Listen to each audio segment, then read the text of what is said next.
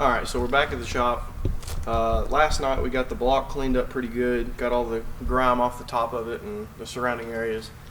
We installed the water pump and the crank position sensor that was broken. We repaired it and installed it back on there. Now we've got everything cleaned up. We're going to place the head gasket on and verify that it's the correct one. Once we get that done, I'm going to wipe the bottom of the head off. We're going to put it down there, do the torque sequence, get everything secure, then we'll move on to the timing. Most MLS gaskets will have a up on them, so you have the correct orientation. B series gaskets kind of look the same. If you put it on here this way or this way, they're very similar. So you always want to look for that up mark. See, this side does not have it.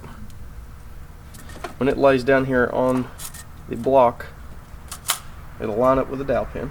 And then if you'll see, the oil jet right here is clean and clear. You've got all your drain backs and then all your coolant passages. You want to make sure that everything's in the correct orientation. That way you don't have any problems. So that looks good. We're going to move on to the next step.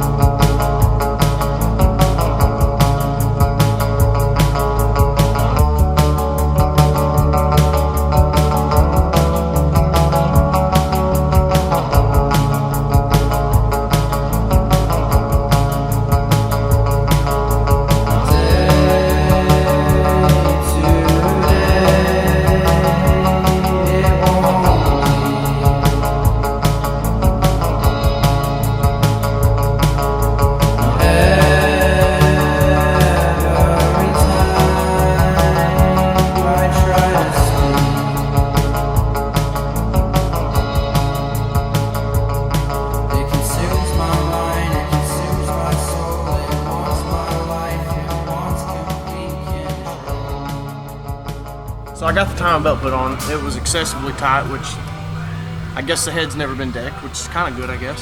It's got more life in it, but damn, the timing belt is tight and the tension's not even on there yet.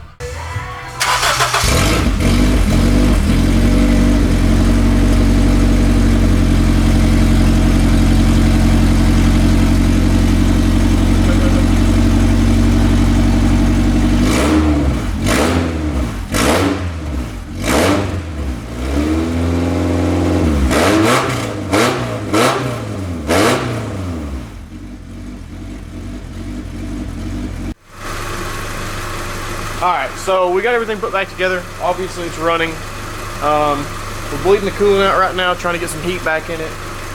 We're going to shut it down and let it suck all that in there and double check everything over and make sure it's good to go. Alright, so we just wrapped up bleeding the cooling system. Had a couple of issues. It still needs a PCV valve. Pretty sure it needs a radiator cap, but other than that it's back running and driving. There's no misfire. Finally making different noises. So if you watched the last video, you've seen that we tore my daily apart. It had a burnt valve. It had a bunch of other things wrong with it. We went into it, pulled the head, found out that one of the valves was burnt, put a new valve in it, slapped everything back together. It's got a new head gasket, new water pump, new timing belt, tensioner, a couple other seals, valve cover gaskets, spark plugs, things like that. We ran into some issues though along the way. If I pop the hood here, you can tell right off the bat it got a radiator hose kit. The radiator hoses on it were pretty old, pretty crusty, pretty not working good. So we had a couple of the bypass hoses, particularly the one underneath the thermostat housing that runs from the front thermostat housing up over into the IAC here. It was leaking and causing air to run back into the system. I couldn't get it to bleed out, couldn't find the leak at first. It was one of those things where it would only leak after you shut the car off and it held pressure. And so it took a little while to figure out what was going on. Seen a bunch of coolant dried on the front of the transmission there, and right off the bat we ordered some hoses. They didn't have any other color in stock other than red. Kind of bummed about that, but it is what it is. It's my daily. I use this. It's not going to bother me if I pop the hood and someone's like, why do you have red hoses?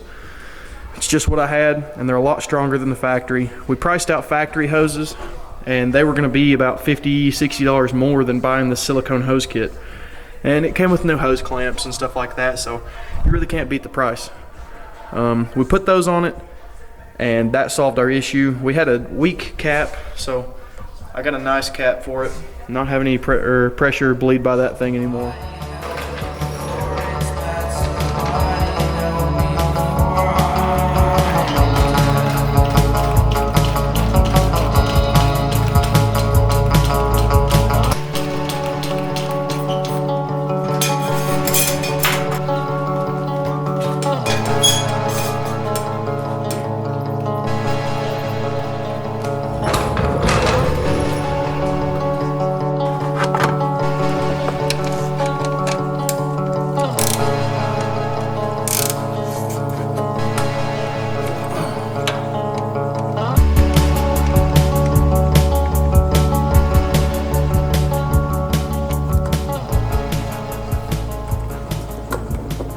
While we're waiting on that to drain, I've got a little side project I want to do.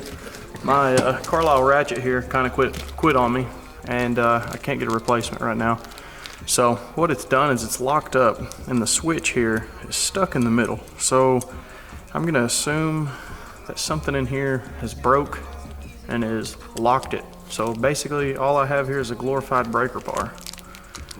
So the good thing is though, I've rebuilt this one time before, and I saved all the guts. So snap ring in this just pops right out.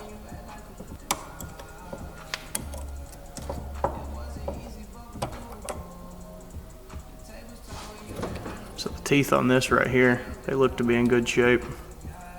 Don't think that's my problem.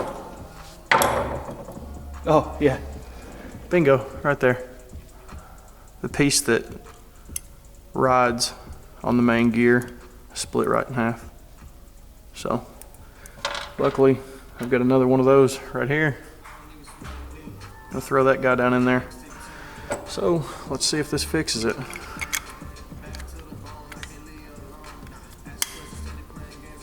I'll put this snap ring back in here and see how it goes.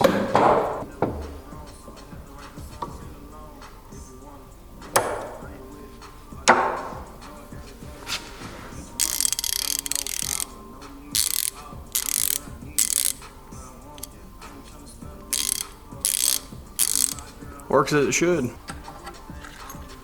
think I'm gonna take this whole kit with me to work, and if they ever do get any more of these repair kits in the store, I'll just have them warranty this baggie and bring it back. Then I'll have a whole nother repair kit ready to go. Pretty happy I got this thing fixed. I've had it for a while. I didn't plan on getting rid of it.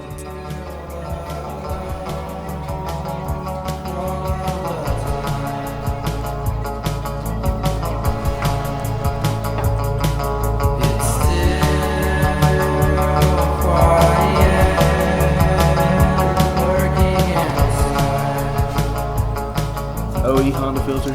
It's always good to run these if you can. If you can't, the Napa Gold or the Wix filters, they do really good. It's always good to beat the filter around on everything underneath before you put it on. That's my favorite durability test.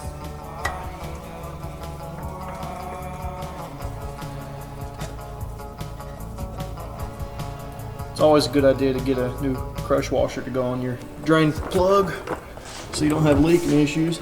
I'm going to replace that guy real quick and spray all this off.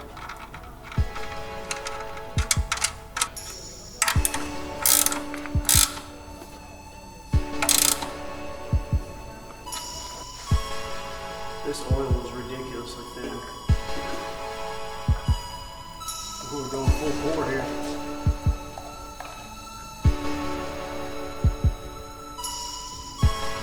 This would be a horrible time for this bucket to be full. but I don't believe it is. It's only got like 3 changes in it. So hopefully we're good.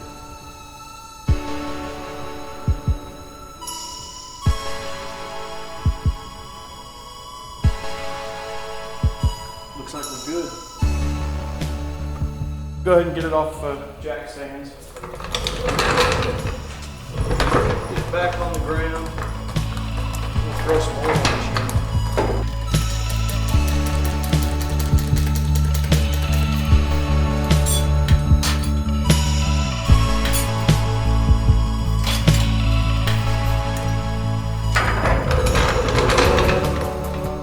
Alright, time to throw some oil in this unit.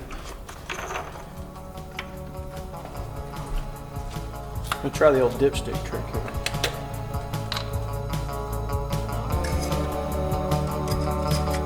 Throw your dipstick gun in there.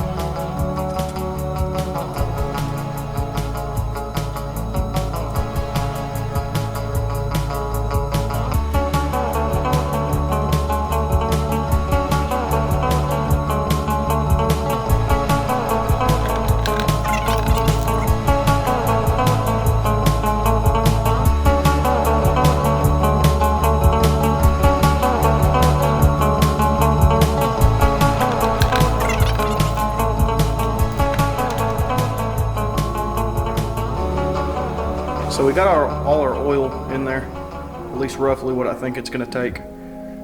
Calls for about 4.5 quarts, so I'm going to check it. The initial check should be a little high because the filter is empty. So if you look there, it's a little high. Can't really see it that well. There you go.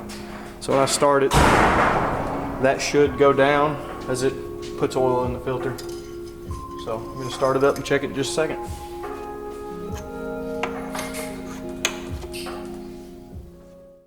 So I'll let it run for just a second, enough to build some oil pressure. I'm going to clean the stick and then check it again.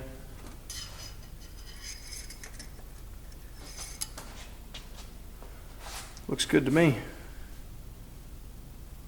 We're going to send it. In theory, I would have brought home oil change sticker from work, put it in the window, but I'll do that tomorrow. So this is officially good.